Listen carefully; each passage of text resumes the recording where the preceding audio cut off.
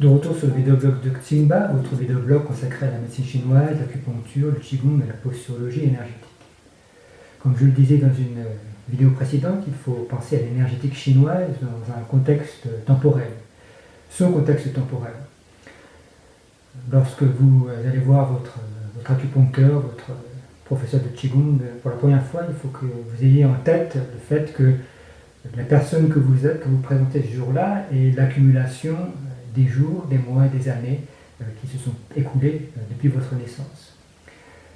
Si il y a un moment où notre énergie est pure, ce serait celle de l'enfance.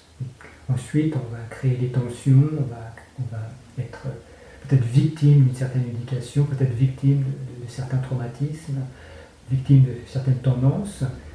Et donc on va développer un corps et un esprit légèrement vrillés, avec nos tendances, nos personnalités effectivement, parce que nous en avons plusieurs, pardon, je mange mes mots.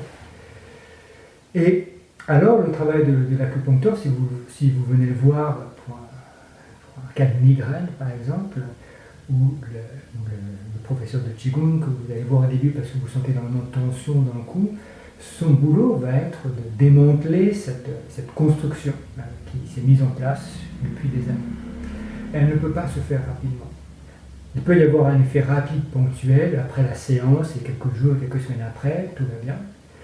Le lendemain du cours de qigong, on sent vraiment que les épaules sont beaucoup plus souples, mais petit à petit, on va retourner dans notre schéma de tension physique et mentale. C'est ce que le corps et l'esprit ont appris à faire jusqu'à présent.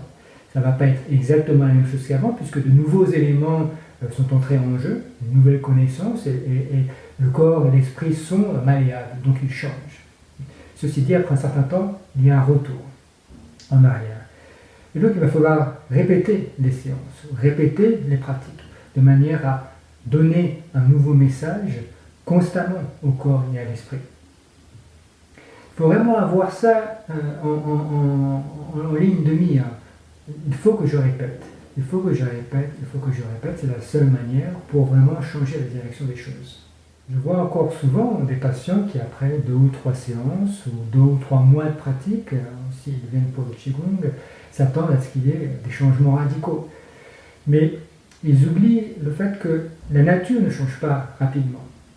Un arbre, un jeune arbre qui pousse de travers, pour le redresser, on ne tire pas d'un coup, et puis en une semaine, il va se tenir droit. Non. On crée une petite tension.